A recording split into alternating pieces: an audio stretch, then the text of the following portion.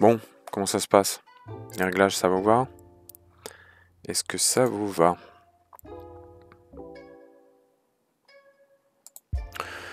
Bon, bah l'été, pas fameux, hein. Ouais, c'est heureusement que ça se termine, hein. On sait même pas si véritablement ça a commencé. Le bilan est catastrophique, hein, on va pas se mentir. Il est plus que catastrophique. Il y a ceux qui s'en sont bien tirés et puis les laissés pour compte. Bon, je vais pas vous cacher que ma vie personnelle, là, depuis quelques temps, c'est de la merde, il n'y a pas d'autre mot. J'ai essayé de faire ce que j'ai pu, puis bon, il n'y a rien à faire. Bref, on arrive fin septembre. Ouais, déjà, 21 septembre 2023. Tout ça pour ça. En fait, bon, je vais pas, on va pas y passer 3 heures là-dessus. Les vidéos sur les rapports hommes-femmes, on va mettre ça de côté pendant un petit moment, je pense, parce que je croyais avoir tout compris, mais j'ai rien compris, finalement. Ça, c'est quand même le bilan que je tire vis-à-vis de ma femme. Je croyais l'avoir compris, je croyais avoir touché le point G, et puis finalement, je suis toujours en train de chercher. Bref. Non, on va parler d'autre chose. Une série là que j'ai vue. Oh putain, là j'aurais pu faire un record. Une série que j'ai vue sur Netflix. Et je voulais pas la voir, hein, cette série de merde. Dahmer, Jeffrey Dahmer. Un assassin, enfin un mec, un serial killer dans les années 90. Mais ça avait commencé avant, c'est un mec est né dans les années 60. Et qui a assassiné de manière absolument sordide des homosexuels, quoi. Lui-même étant homosexuel. Et en fait, c'est pas un documentaire, c'est vraiment c'est comment un film qui retrace sa vie. Je suis pas sûr que ce soit très très toujours fidèle à la réalité, mais je pense que bon, il y a un parti pris et c'est absolument fascinant de regarder ça. Bon, vous savez comme je suis, moi je suis passionné d'enquête criminelle, hein, bien sûr. C'est pas des enquêtes sur la fiscalité ou des choses comme ça ne m'intéresse pas. Non, ce sont les enquêtes criminelles. Ce qui m'intéresse effectivement dans les enquêtes criminelles, en fait, ce sont plutôt la psychologie, hein, la psychologie du tueur. C'est l'aspect le plus intéressant. Et en fait, dans cette histoire, enfin dans cette série, en fait, le tueur Jeffrey Dahmer, c'est un type, bon déjà qui refoule son homosexualité, encore un, et qui transforme ça en pulsion de tuer, en pulsion de tuerie, et puis vraiment de tout ce qu'il y a de plus gore, quoi. Il commet son premier crime un peu de façon accidentelle, en voulant attirer chez lui un homme, et puis enfin voilà, il essaye de l'embrasser, puis l'homme le repousse parce que il était pas du tout dans ce projet visiblement. Et on découvre un homme très seul qui est complètement à l'écart en fait. Enfin dans son parcours en fait, son parcours notamment amoureux, un garçon bizarre, toujours bizarre, mais parce que il est seul, il est incompris parce que lui a des pulsions et qui comprend pas en fait que les autres ne sont pas comme lui, enfin peut-être pas la majorité en tout cas, et il trouve pas du tout son équilibre en fait dans la société. Il se trouve qu'avec son père, il a un rapport un peu enfin son père est un peu bizarre. Son père lui est un coureur quand même. La mère est à moitié folle, à moitié dépressive, à moitié hystérique. Et il grandit dans un contexte comme ça. Et puis le père l'entraîne, le père de Jeffrey Dahmer l'entraîne quand il est gamin sur des sur des trucs un peu bizarres qui consistent à disséquer des animaux morts, comme ça, voilà. Et souvent, de toute façon, c'est un trait qu'on retrouve beaucoup chez les psychopathes tueurs, en fait. C'est-à-dire le besoin d'abord de passer à l'acte sur des petits animaux et des choses comme ça, ou même des plus gros animaux, mais tuer, enlever la vie, faire souffrir, etc.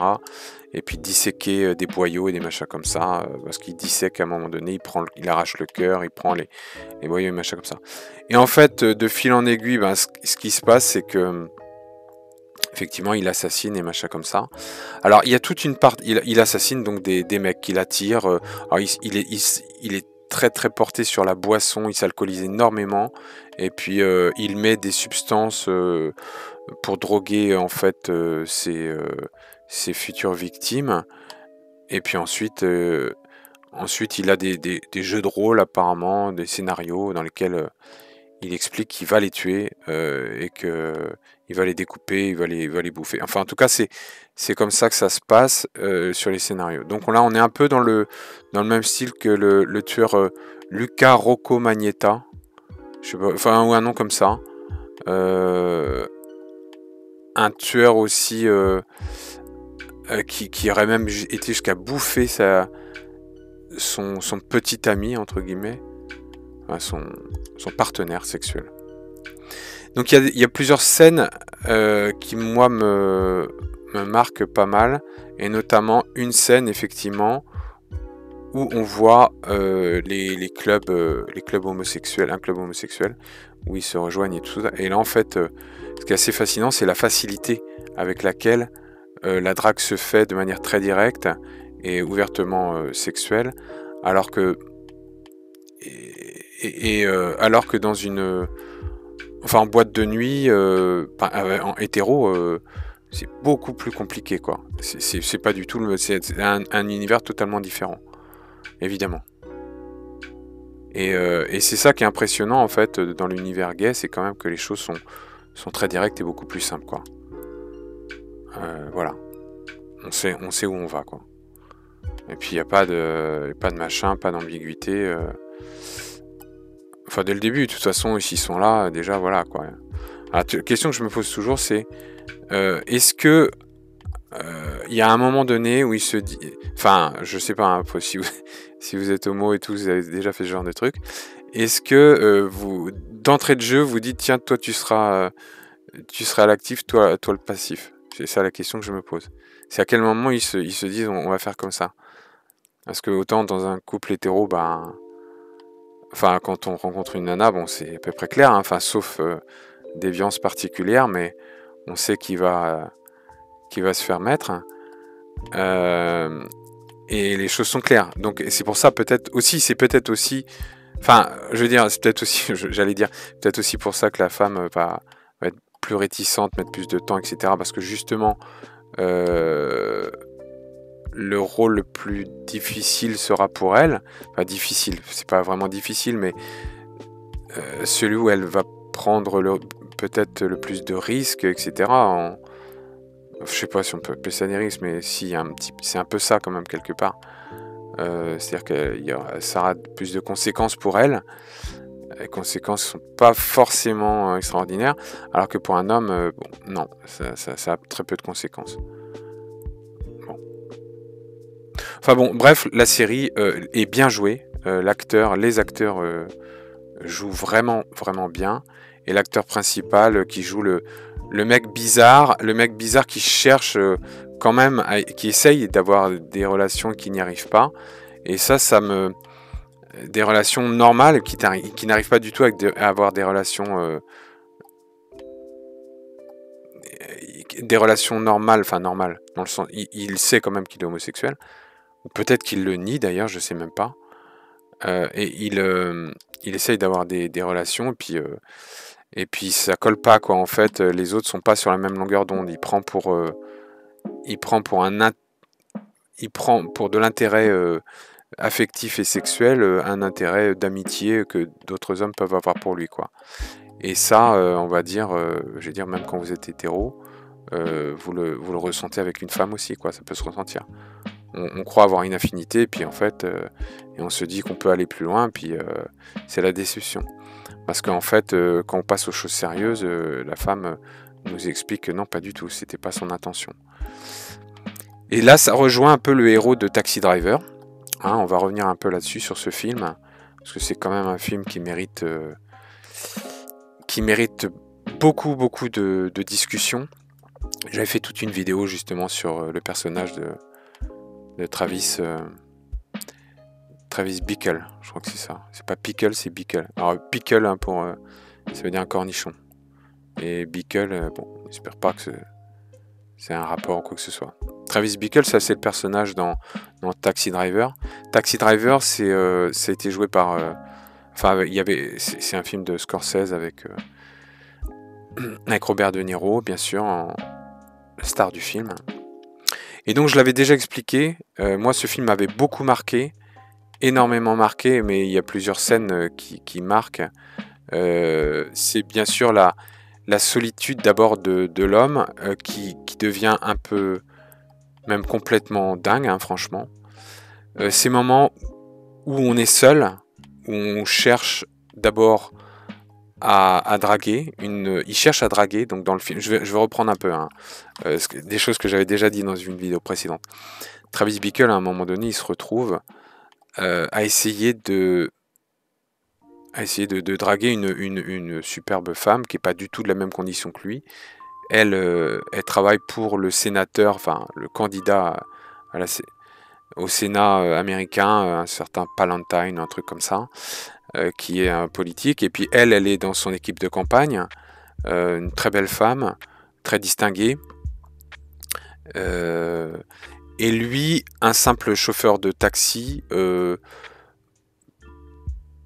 pas très bien sapé, évidemment, qui vit dans son appartement dégueulasse et pas rangé du tout. On est dans les années 70 à New York, au milieu du bruit.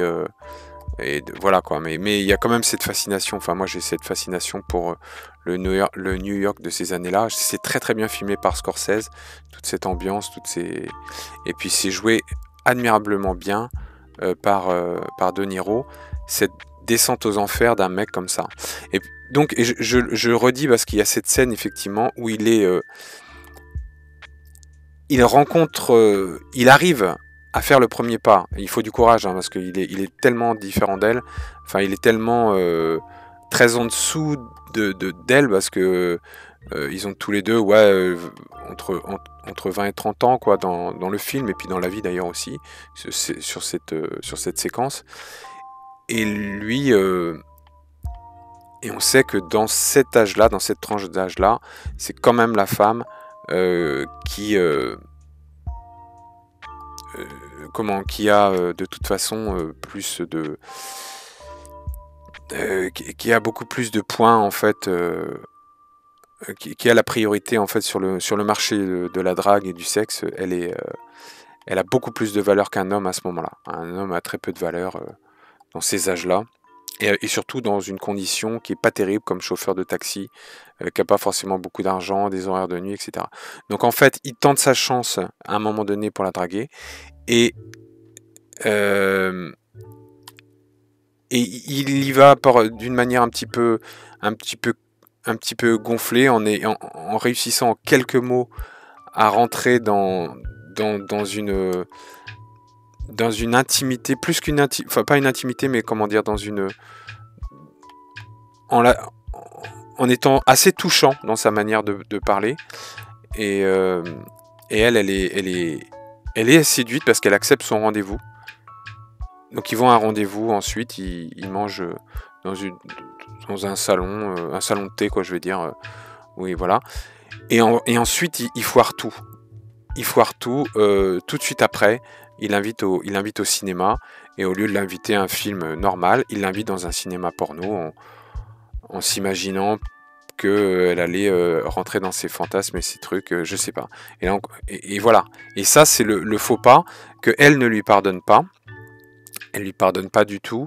Elle s'en va, elle quitte le cinéma. Et là, quelque part, on retrouve cette séquence avec Jeffrey Dahmer, effectivement, qui confond une amitié ou une volonté d'amitié avec la possibilité d'un rapport amoureux avec quelqu'un, alors que de toute façon, c'est absolument impensable. C'est impensable parce que lui, l'autre n'était pas homo, et puis dans l'affaire de Jeffrey Dahmer, et lui, Travis Bickle, elle était certainement hétéro, mais elle n'était pas du tout de son rang. C'est possible qu'elle l'ait fait en plus par une forme de sympathie ou de pitié pour lui, en espérant qu'il qu'il s'inscrive à la campagne du fameux sénateur, etc. Et lui a été beaucoup trop loin dans l'intimité tout de suite, quoi, en fait. Hein. Et puis très maladroit à ce moment-là, quoi. Très maladroit. Et alors, comment ils réagissent les deux? Jeffrey Dahmer, dans le film, lui, il tue le mec, en fait. Hein, il l'assomme avec un truc, et puis ensuite, le mec se réveille pas. Et en fait, il le tue comme ça, mais sans le vouloir au début. Puis après, il essaie de cacher le corps, etc. Et en fait, et par contre, dans Taxi Driver, bon, il ne tue pas la fille, mais lui, c'est là qu'il s'enfonce dans une spirale de folie et de haine même, en fait, d'une sorte de haine et une sorte de et la solitude, bien sûr, la solitude qui l'amène vraiment à la folie, et qui à la fin il finit par tuer, mais pas la femme qu'il a jetée, en fait. Il finit par tuer les d'autres autour qui selon lui l'empêchaient d'accéder à son bonheur, en fait, quelque part. C'est un peu ça. Et ça, cet aspect psychologique comme ça du crime, c'est au moins aussi intéressant que l'aspect que l'enquête elle-même, l'enquête criminelle. Ça, il y a deux aspects qui sont extrêmement importants et qui rendent passionnants les séries d'enquête criminelle. C'est l'aspect psychologique. Pourquoi il en arrive là? Alors, si on nous dépeint une brute assoiffée de sang et qui tue comme ça sans véritablement sans qu'il y ait d'explication, ça n'a aucun intérêt. Et puis surtout si l'enquête est simple et aboutit rapidement, évidemment, il n'y a aucun lieu d'en faire ni un documentaire ni une série, bien sûr. Donc je pense que tout le monde est un petit peu de mon avis, c'est-à-dire que essayer de comprendre les motivations, les frustrations que ont pu vivre les criminels, ceux qui sont passés à l'acte, qui expliquent ça. Et ensuite, l'aspect enquête, qui permet enfin d'aboutir à une solution, à la résolution des crimes, et à démasquer l'assassin. Et il y a un truc aussi, je tiens à le dire aussi, c'est très important, écoutez-moi messieurs, dames. Dans l'affaire Jeffrey Dahmer, il y a eu, quelque chose qui a été assez étonnant, c'est l'aspect, le fait que, en fait, ils ne permettent pas, enfin,